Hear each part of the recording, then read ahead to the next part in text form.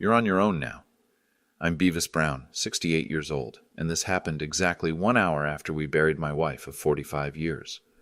What Alden didn't realize as he threw my overnight bag onto that gravel road was that he'd just evicted himself from his own home. You see, for 6 years, my college-educated son had been paying $2,800 monthly rent to someone he'd never met. Someone who owned the very house Alden thought made him better than his embarrassing immigrant father. That someone was me. Standing there, watching his taillights disappear into the desert darkness, I pulled out my phone and made the call that would turn his perfect suburban world upside down. One conversation with my property manager. 30 days notice. Game over. Because here's what entitled children never learn. The people you discard today might be the same people controlling your tomorrow. If this story has you hooked, smash that subscribe button and tell me where you're watching from. I especially want to hear from viewers who've had to teach respect to ungrateful relatives. Now let me tell you exactly how a construction worker became his son's secret landlord. The funeral director handed me the bill. $8,400. Alden stood right there when I pulled out my checkbook. He didn't offer a dime. "Dad, you can't keep pretending you have money," he said, loud enough for the other families to hear. "This is embarrassing." Embarrassing. That word followed me everywhere with Alden. Embarrassing accent, embarrassing clothes, embarrassing job history. 2 days earlier at Jenna's viewing, I'd overheard him talking to his insurance broker colleagues. "Yeah, my dad worked construction his whole life. Never really made anything of himself. We're handling everything because, he can't afford it. Can't afford it." I've been hearing that for 20 years. Alden makes good money selling insurance policies. His BMW payment alone is $485 a month. His house payment? $2,800. His wife Elaine shops at Nordstrom. Their daughter Sophia goes to private school, $320 a month. Meanwhile, I shop at Aldi. I buy the marked-down meat. My Honda Civic has 249,000 miles on it. Alden sees this and thinks, poor old Dad scraping by on Social Security. He doesn't see the rest. Last Christmas, Alden corrected my English in front of his neighbors. "Dad, it's I went, not I go. You've been here 45 years. The neighbors laughed. Not mean laughs, but those awkward chuckles people make when they're uncomfortable. Alden smiled like he'd done something clever. "Sorry," I said. "Still learning." But here's what Alden doesn't know. I speak 3 languages fluently, Italian, English, and Spanish. When I talk to my tenants, yes, tenants, I switch between all 3 depending on what they need to hear. Alden thinks I'm stupid because I say, "I go to the store yesterday" sometimes. What he doesn't understand is that I save my perfect English for business calls. I've been doing that for 30 years. 3 weeks ago, Alden brought his boss to Jenna's birthday dinner. Big shot insurance agency owner, drives a Mercedes, $5,000 suit. "This is my father," Alden said. "He worked construction, worked, past tense, like I'm a museum exhibit." The boss shook my hand, firm grip, but his eyes already moved on. "Nice to meet you, sir. Alden's told me a lot about you." I doubt that. Alden tells people I exist, but he doesn't tell them who I am. "What kind of construction?" the boss asked, making polite conversation. "Commercial buildings, apartment complexes, some residential," I said. Alden jumped in fast. "Dad's retired now. On a fixed income, you know how it is." Fixed income. True. But Alden doesn't know what that income is fixed at. After dinner, Alden walked his boss to the car. Through the window, I watched them talk. Alden's hands moved a lot, apologetic gestures. The boss nodded, patted Alden's shoulder. When Alden came back inside, Maria asked, "What were you 2 discussing?" "Just work stuff," Alden said, but his face was red. I knew. He was explaining me away. Again. Last month, Alden's daughter Sophia had a school project about family history. She interviewed me for an hour, asking about coming to America, learning English, my first job.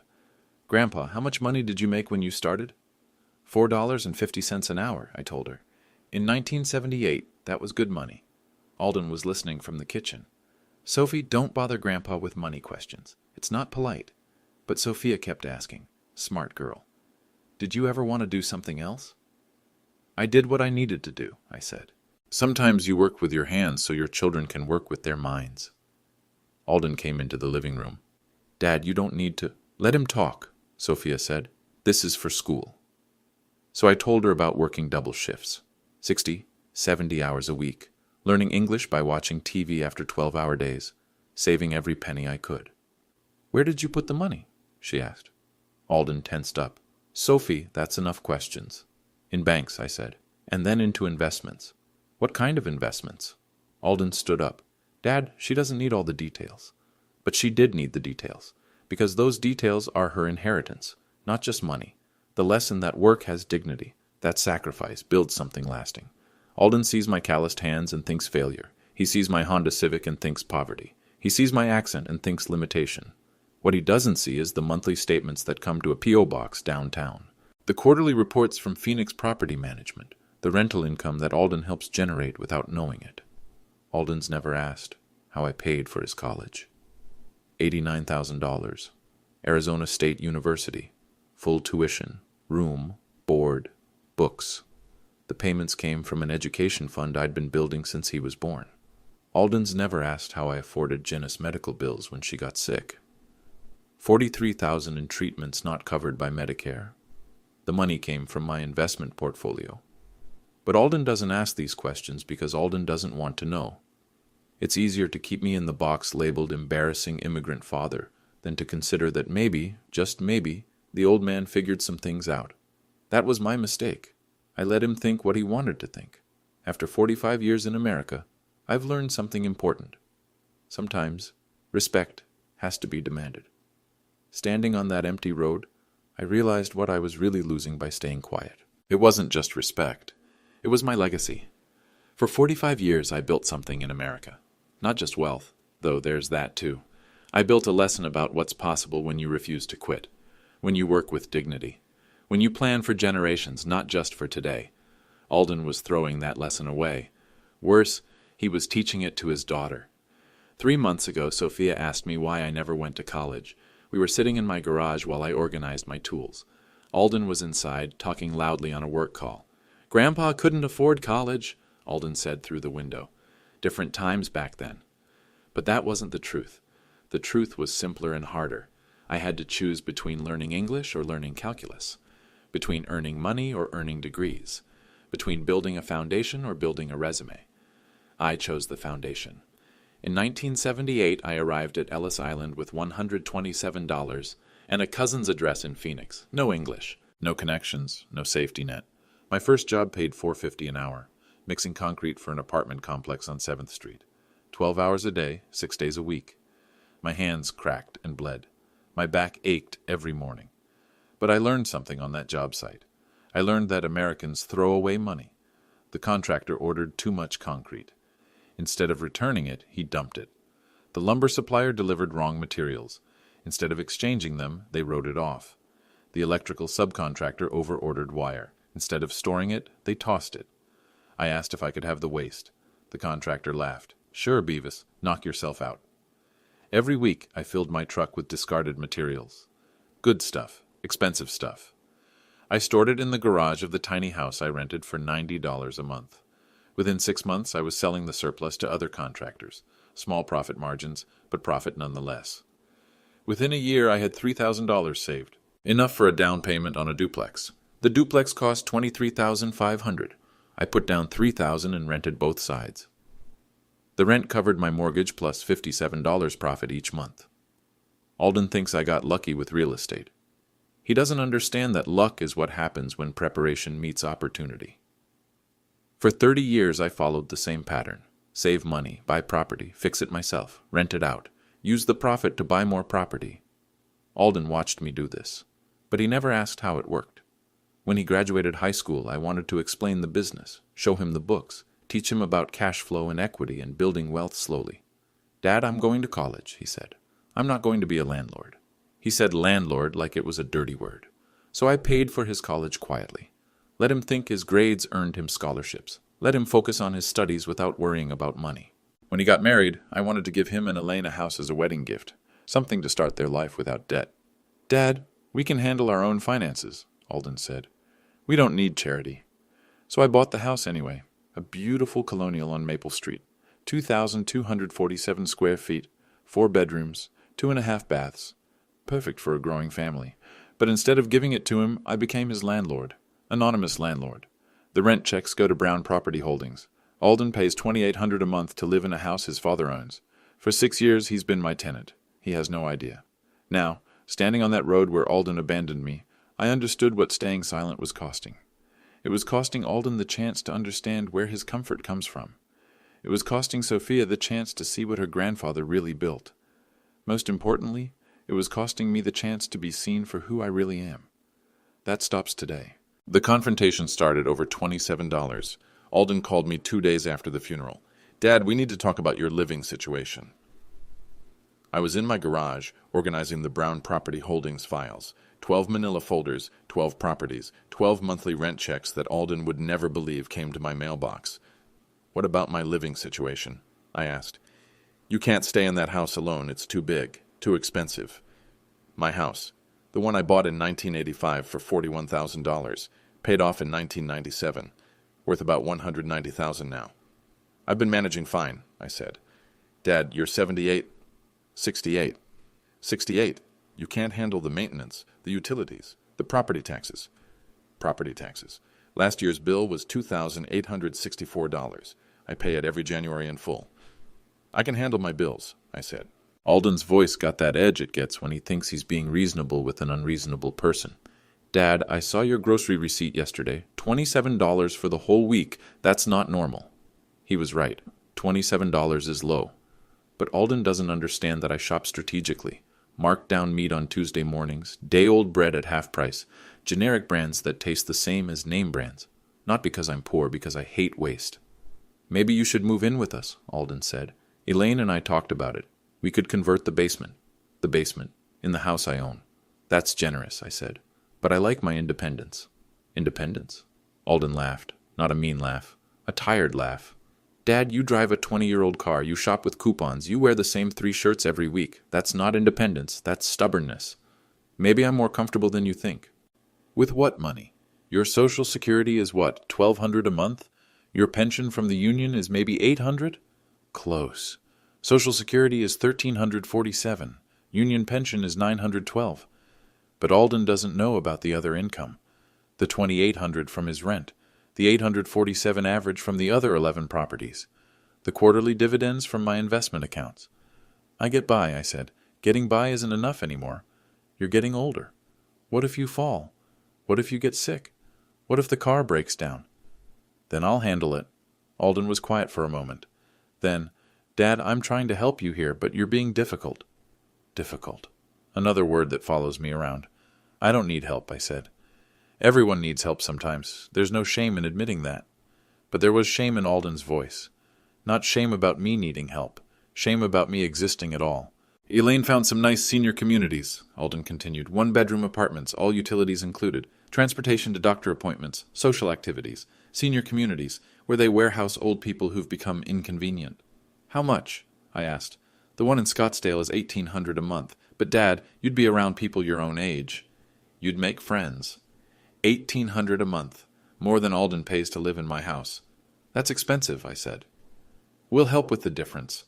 Elaine and I talked about it. We can contribute $400 a month. $400 a month, to help their embarrassing father disappear into a facility where Alden's colleagues will never accidentally meet him. That's generous, I said again. So you'll think about it? I'll think about it. But I was already thinking about something else. The conversation we needed to have. The one Alden had been avoiding for 20 years. Alden, I said, can I ask you something? Sure. Do you think I'm stupid? Long pause. Dad, why would you ask that? Just curious. Do you think your old man is stupid? Of course not. You're just from a different generation.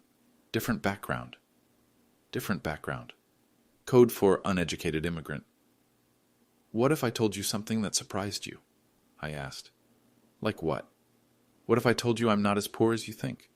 Alden laughed again, the same tired laugh. Dad, I've seen how you live. I've seen your bank statements. He hadn't, but he thought he had. What if I told you I own things you don't know about? Like what? Dad, please don't tell me you've been buying lottery tickets. Lottery tickets. Because that's the only way Alden can imagine his father having money. Not lottery tickets, I said. Then what? I looked at the manila folders. 12 properties. $1.8 million in equity. 47 years of work and planning and sacrifice. Maybe we should have this conversation in person, I said. Dad, you're scaring me. Are you okay? Are you confused about something? Confused. Because old immigrants who shop with coupons must be losing their minds if they claim to have money. I'm fine, I said. But I think it's time you learned some things about your father. What things? Come over tomorrow. Bring Elaine. Bring Sophia. There are some papers I want to show you. What papers? You'll see. I hung up before Alden could ask more questions. Some conversations can't happen over the phone. The next morning, my property manager, Miguel, called with a problem. Mr. Brown, we've got a maintenance issue at the Maple Street property. The tenant is requesting repairs to the air conditioning unit. I was in my garage, organizing files. Alden was supposed to come over later to discuss my living situation. What's wrong with the unit? I asked. Probably needs a new compressor. About $800. The Maple Street property, Alden's house, the one he'd been renting for 6 years without knowing I owned it. Schedule the repair, I said. Good tenants deserve working air conditioning. Should I contact the tenant directly about timing? Yes, but use Phoenix Property Management letterhead. Keep my name off the paperwork. I'd been very careful about that for 6 years. Alden paid rent to Phoenix Property Management. They handled all maintenance requests, lease renewals, communication. Alden never questioned the arrangement because most renters don't care who owns their property. They just want things to work. That afternoon, Alden arrived as promised. He was agitated. Dad, the strangest thing happened. Our property management company is sending someone to fix our air conditioning tomorrow. That's good, I said. Broken air conditioning is expensive. But I didn't request the repair. Elaine mentioned it was making noise, but we hadn't called anyone yet. I kept my expression neutral. Maybe they have regular maintenance schedules. Maybe, but it's weird timing. Alden was holding a piece of mail. Phoenix Property Management letterhead. Dad, can I ask you something? Sure. Do you know anything about real estate investing? The question surprised me. What do you mean? I've been thinking about what you said yesterday, about owning things I don't know about, and I started wondering, how does someone in construction afford to buy property? This was the opening I'd been waiting for, but I needed to be careful. It's not complicated, I said. You save money. You buy buildings that need work. You fix them yourself. You rent them out. But how do you get started? How do you know which properties to buy? You learn. You pay attention. You take risks when other people won't. Alden was studying my face. Dad, have you ever owned rental property? I've owned things. What kind of things? Properties that needed fixing. How many properties? I looked at Alden, my son, 41 years old, finally asking the right questions. More than one, I said. Dad, are you being deliberately vague? I'm being careful. Careful about what? About your reaction. Alden sat down. What do you think my reaction would be? I think you'd be embarrassed, like always. Embarrassed of what? Of having a father who succeeded without a college degree. Alden was quiet for a moment. Dad, why would I be embarrassed of your success? Because you've spent 20 years being embarrassed of my failures. I've never been embarrassed of you. Alden, you correct my English in public. You explain away my job to your colleagues. You introduce me as someone who worked construction, like it's a disease I recovered from. Alden's face was reddening. Dad, I just want people to know you're more than your job. But I'm not more than my job. My job built everything I have. What do you have? I stood up and walked to my filing cabinet, pulled out one manila folder, property records for 847 Maple Street. I have this, I said, handing him the deed. Alden read it slowly. His face went white. Dad, this is my house. Yes. You own my house? Yes. For how long? I bought it 6 years ago, 2 months before you and Elaine started renting it. Alden stared at the paperwork. You've been my landlord for 6 years? Through Phoenix Property Management, yes. Why didn't you tell me? Because I wanted to see if you could respect me as a businessman without knowing I was one. Alden looked up from the deed. And what was your conclusion? You abandoned me on a desert road. Alden set the paperwork down carefully. Dad, what happens now? Now you understand that respect has consequences. What kind of consequences? I pulled out a second piece of paper. Notice to quit and quit premises. 30 days, I said. Standard eviction notice. Alden's hand started shaking.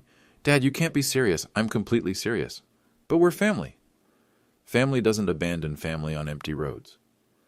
The public humiliation happened at Alden's office, not Sophia's school. Alden's insurance agency hosts quarterly client appreciation events, professional networking, light refreshments, business card exchanges. Alden had invited me once before, but I'd declined. Too fancy for an old construction worker, I'd said. This time I accepted his invitation. The event was held at Alden's office building, a sleek glass structure in downtown Phoenix. 30 or 40 people in business attire discussing market trends and investment strategies. Alden introduced me to several colleagues. This is my father, Beavis Brown. He's retired. Retired, not successful retiree or accomplished contractor, just retired, like I'd simply stopped existing when I turned 65. I shook hands and made small talk. Several people asked what I'd done for work. Construction, I said. Commercial and residential projects. They nodded politely and moved on. Construction workers don't have much to offer insurance professionals. But then a conversation changed everything. Alden's boss, Richardson, was talking to a group about local real estate opportunities. Phoenix market is hot right now. Rental properties are gold mines if you know what you're doing. A woman named Patricia agreed. My husband and I have been looking for investment properties, but everything's so expensive. The key is finding undervalued properties, Richardson said. Buildings that need work but have good bones.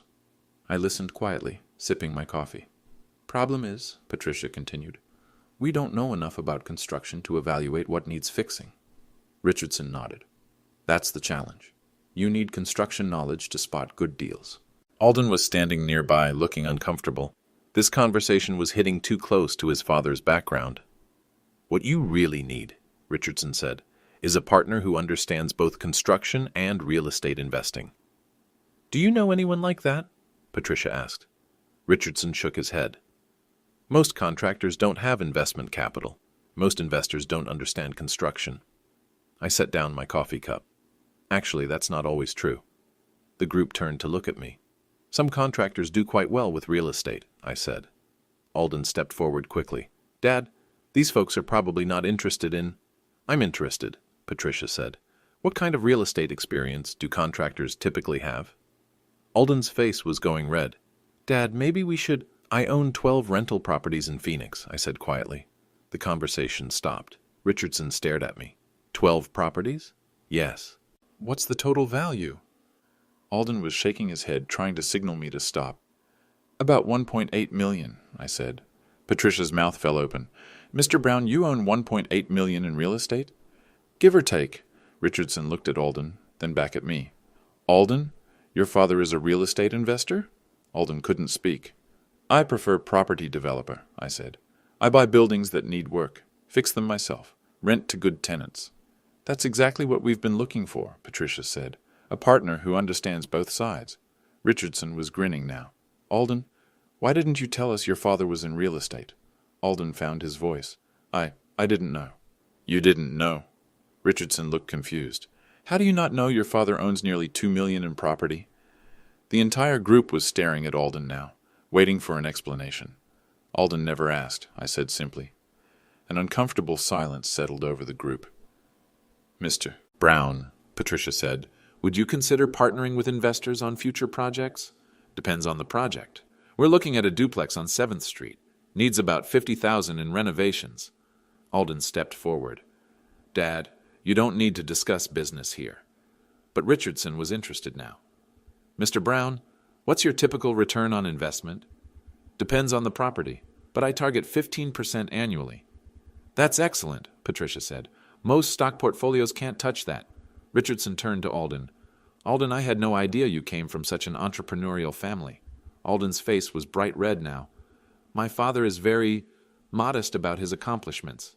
Modest? Richardson laughed. Alden, your father is exactly the kind of investor our clients want to meet.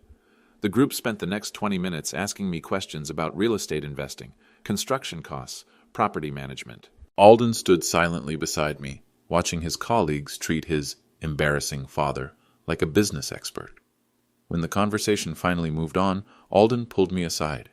Dad, why did you do that? Do what? Tell them about your properties. They asked. I answered. But now they think... They think what? Alden struggled for words.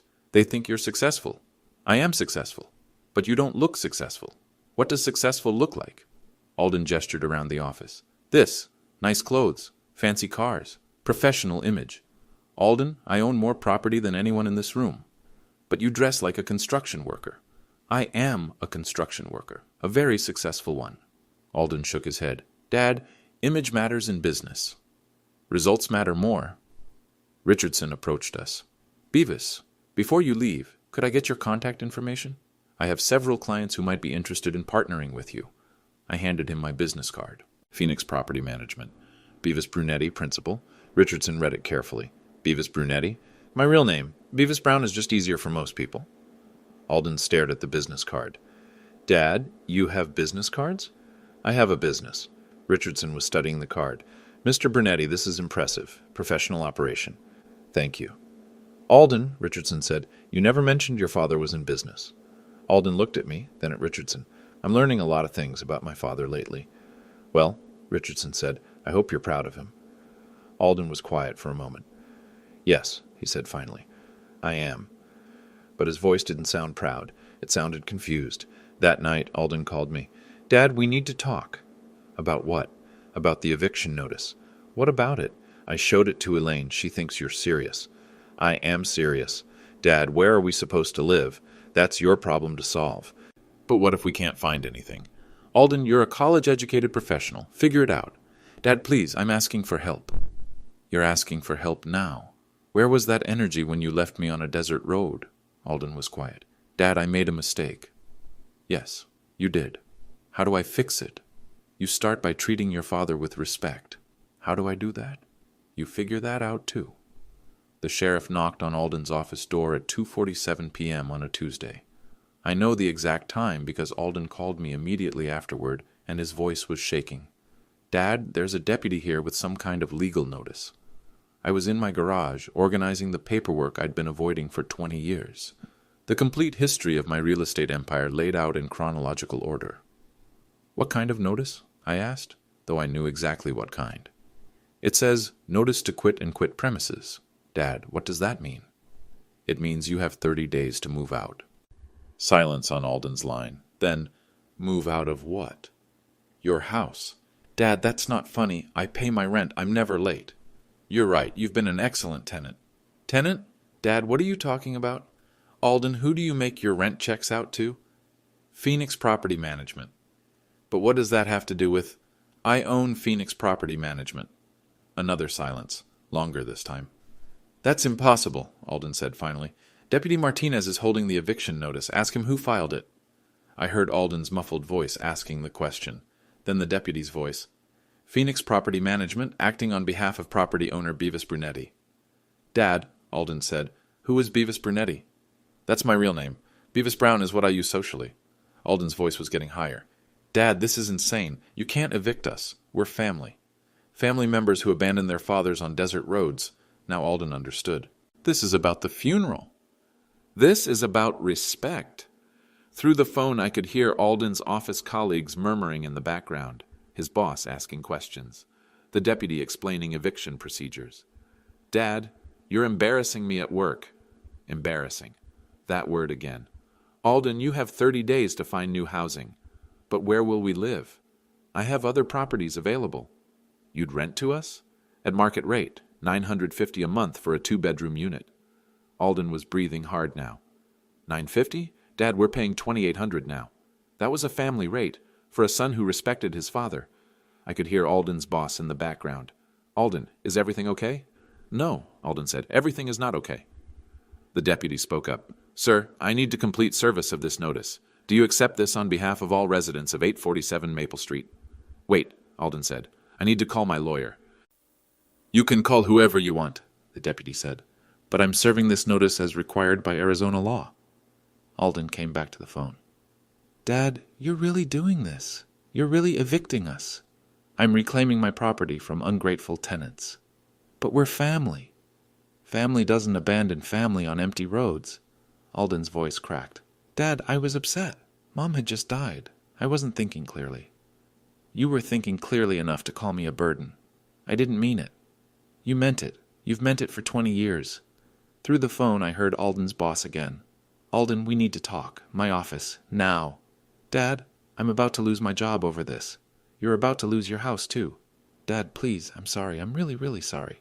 Sorry because you're facing consequences, not sorry because you hurt your father. That's not true. Alden, when did you last ask me how I was doing? Not financially, emotionally. When did you last ask how I felt about losing your mother? Silence. When did you last ask what I needed? What I wanted? What I hoped for? More silence. You never asked because you never cared. I was just the embarrassing immigrant father who needed to be managed. Dad, that's not... It is true. For 20 years you've been ashamed of me. Now you can experience what it feels like to need help from someone you disrespected. Alden was crying now. I could hear it in his voice. Dad, where are we supposed to go? Figure it out. You're college educated. Dad, please, I have a family. Sophia's in school. Elaine's pregnant. Elaine's pregnant? This was the first I'd heard of it. Congratulations, I said. Another grandchild to be ashamed of their grandfather. Dad, don't do this, please. I'll do anything. Anything? Yes, anything. Prove you respect me. How? Apply for one of my rental units, like any other tenant. You'd really make me apply? Credit check, employment verification, references, the full process. Dad, this is humiliating. Now you know how I felt on that desert road. Alden was quiet for a long moment. Dad, what if you reject my application? Then you'll find somewhere else to live.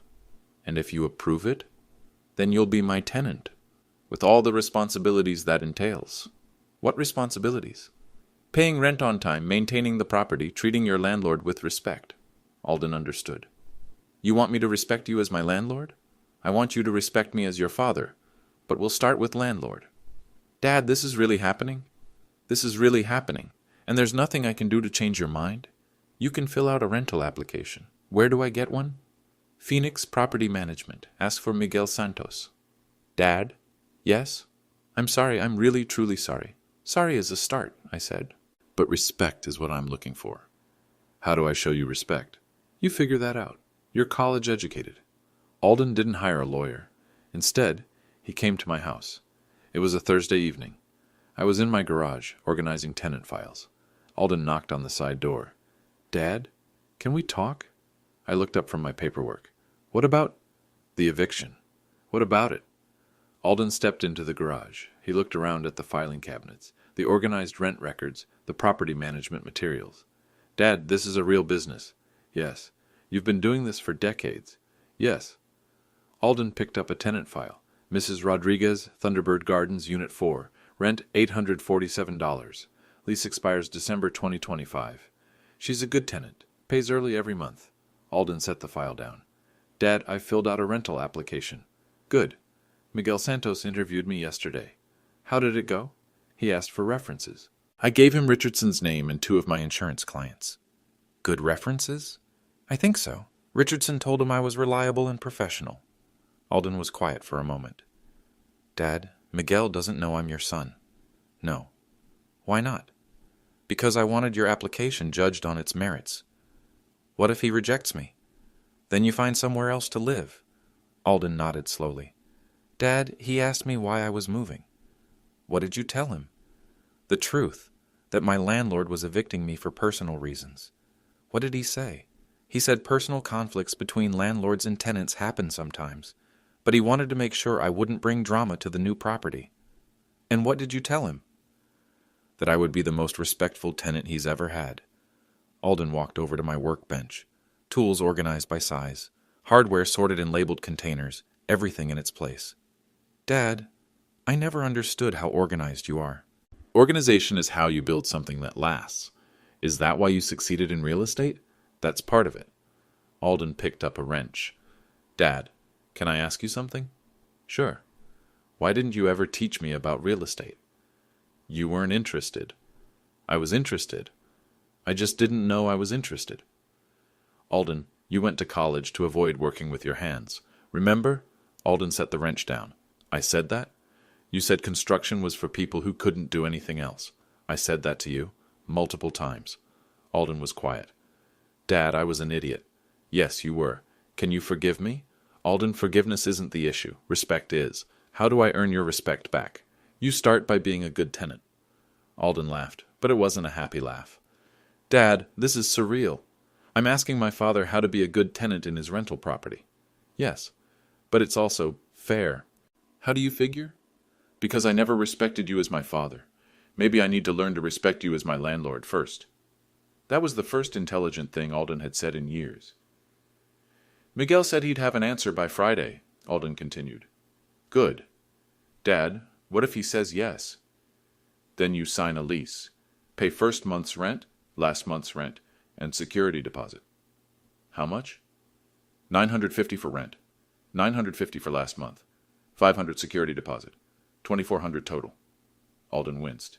"Dad, that's a lot up front." "It's standard." "But we're family. Family discount got you evicted. Market rate keeps you housed." Alden nodded. "Fair enough." He walked around the garage looking at property photos on the walls, before and after shots of renovations. "Dad, these are beautiful." "Thank you. You did all this work yourself?" "Most of it. Sometimes I hire help for plumbing or electrical." "How long does a renovation take?" "Depends on the scope. Thunderbird Gardens took 6 months. Complete gut renovation." Alden studied a photo of the Thunderbird property. "Dad, this looks like professional work." "It is professional work. I mean, like contractor quality work." "Alden, I am a contractor." Alden was quiet for a moment. "I never thought of it that way." "How did you think of it?" "I thought of you as a construction worker." "Same thing." "No, it's not. Construction workers follow orders. Contractors make decisions." "What do you think I've been doing for 47 years?" Alden looked embarrassed. "Making decisions, apparently." Friday afternoon, Miguel called Alden with the decision. Alden called me immediately. "Dad, he approved my application." "Good, but he said something strange." "What?" "He said the property owner specifically requested monthly inspections for the first year." I smiled. "Standard procedure for new tenants." "Monthly inspections?" "To ensure the property is being maintained properly." "Dad, you're going to inspect my apartment every month?" "Miguel will conduct the inspections. I just review the reports." Alden was quiet. "This is going to be interesting." "Yes, it is." "Dad, when do I sign the lease?" "Monday morning, 10 a.m., Miguel's office." "And when do we move?" "You have until the 30th to vacate Maple Street." "That's 8 days." "Yes." "Dad, Elaine's not handling this well." "How so?"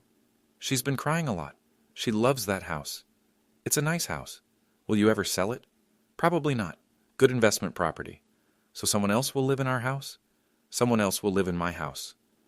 Alden was quiet for a moment. "Dad, I need to ask you something." "What?"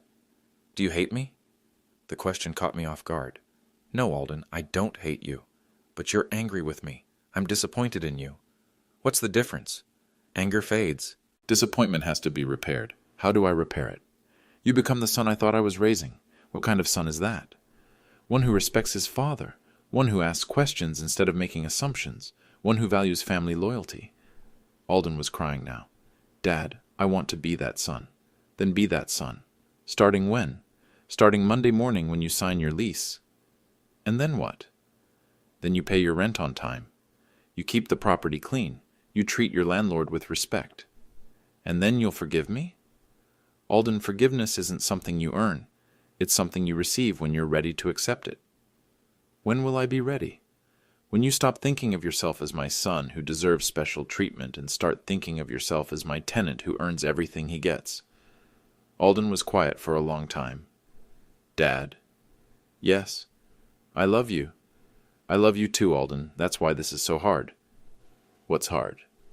"Teaching my son to respect me." "Dad?" "Yes." "Thank you." "For what?" "For not giving up on me." "Alden, I would never give up on you, but I won't enable you either." "What's the difference?" "Giving up means I stop caring. Enabling means I care, but I don't require change." "And what are you doing now?" "I'm caring enough to require change." Alden understood. "Dad, I'll see you Monday morning." "See you Monday." After Alden hung up, I sat in my garage looking at 47 years of work. Property records, tenant files, bank statements. Proof of what persistence and planning can build. But the most important thing I'd built wasn't made of bricks and mortar. It was the lesson that respect isn't inherited. It's earned. Even from your own son. The ripple effects started immediately. Alden's boss called him into a closed-door meeting that afternoon. Through my property manager contacts, I heard what happened. "Alden," his boss said, "I need to understand something. Your father owns $1,800,000 in real estate?" $1.8 million, yes, sir. "And you've been living in one of his properties?" "Yes, sir, without knowing it." "For 6 years?" "Yes, sir." His boss, a man named Richardson who drives a Mercedes and lives in Scottsdale, was quiet for a moment. Alden, do you understand what this means for our client relationships? Alden didn't understand. 3 of our biggest clients are property investors. They've been asking me for months about local real estate opportunities, and it turns out my employee's father is exactly the kind of investor they want to meet. Alden's face went white. Sir, I need an introduction to your father. Sir, my father and we're having some family issues right now. What kind of issues? He evicted me. Richardson stared at him. Your father evicted you? Yes, sir. Alden, what did you do? The question hung in the air. Not what happened between you, but what did you do? Because Richardson, like everyone else who heard this story, immediately understood who was at fault. I disrespected him, Alden said quietly. How badly? I abandoned him on a remote road after my mother's funeral. Richardson's jaw dropped. You what? I was emotional. I wasn't thinking clearly. Alden, that's not emotional, that's cruel. Yes, sir. Your father built a property empire and you abandoned him on a road? Yes, sir. Richardson shook his head. Alden, I need you to fix this. I'm trying, sir. Try harder. Because if word gets out that my employee abandoned his immigrant father, the same father who's a successful property investor, it's going to reflect poorly on this agency. I understand, sir. Do you? Because right now your father looks like a success story, and you look like an ungrateful brat. Alden came home that night to find Elaine packing boxes. The baby's room, she explained. We need to downsize. Elaine had spent the day researching 2-bedroom apartments. The reality was setting in. From 2,247 square feet to maybe 950. From a suburban house with a yard to an apartment complex. How much stuff do we need to get rid of? Alden asked. About 60% of everything we own. Their dining room set, 8 chairs, mahogany table, wouldn't fit. The sectional sofa in the living room was too big. Sophia's playroom would become a corner of the living room. What about my office? Alden asked. There is no office. You'll work from the kitchen table. Alden sat down heavily. Jen, I really screwed up. Yes, you did. Are you mad at me? Elaine stopped packing. Alden, I'm disappointed in you. Why? Because I've been married to you for 12 years and I never knew you were ashamed of your father. I wasn't ashamed. You were ashamed, and now I understand why Beavis always seemed so distant at family gatherings. Alden thought about this. He was distant? Alden, your father would come to birthday parties and sit quietly in the corner. He'd bring thoughtful gifts, help with dishes, play with Sophia, but he never talked about himself. I thought he was just quiet. He was protecting himself. From you. That hurt more than the eviction. Jen, how do I fix this? You start by respecting him. Really respecting him. I do respect him. No, you don't. You're scared of him now because he has money. That's not respect. That's fear. She was right. The next morning, Alden got a call from his insurance colleague, the man who'd been at Sophia's school presentation. Alden, I've been thinking about your father's portfolio. My investment group is looking for local real estate opportunities. Could you introduce us? He's not taking new business right now, Alden lied. Come on, Alden. Your dad seems like exactly the kind of conservative investor we want to partner with. I'll ask him.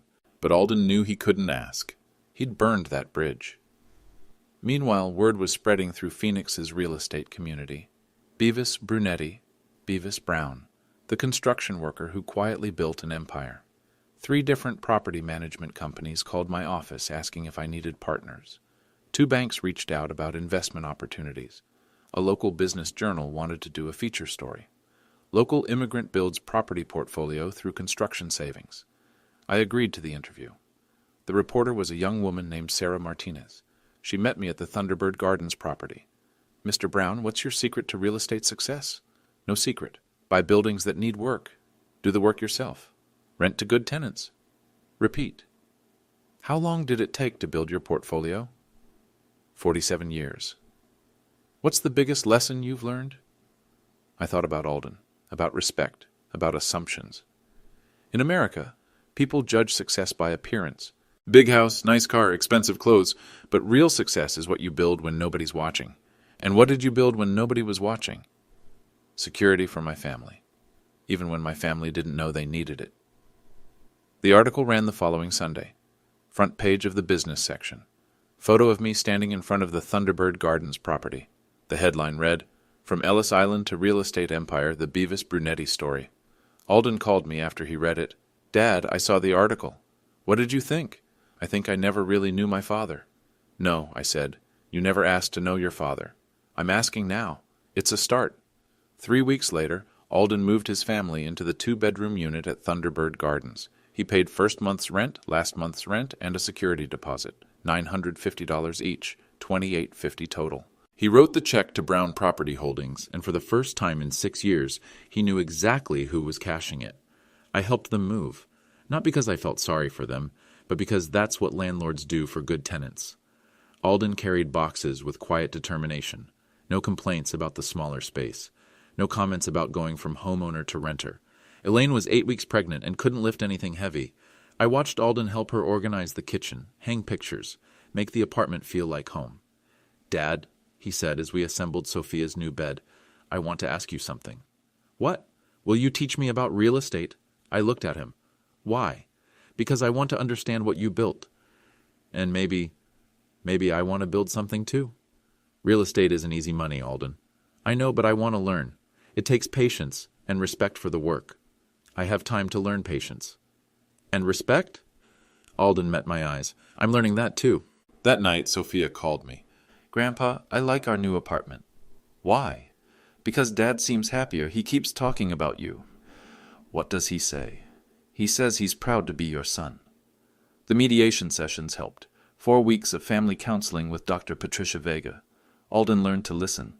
I learned to speak up.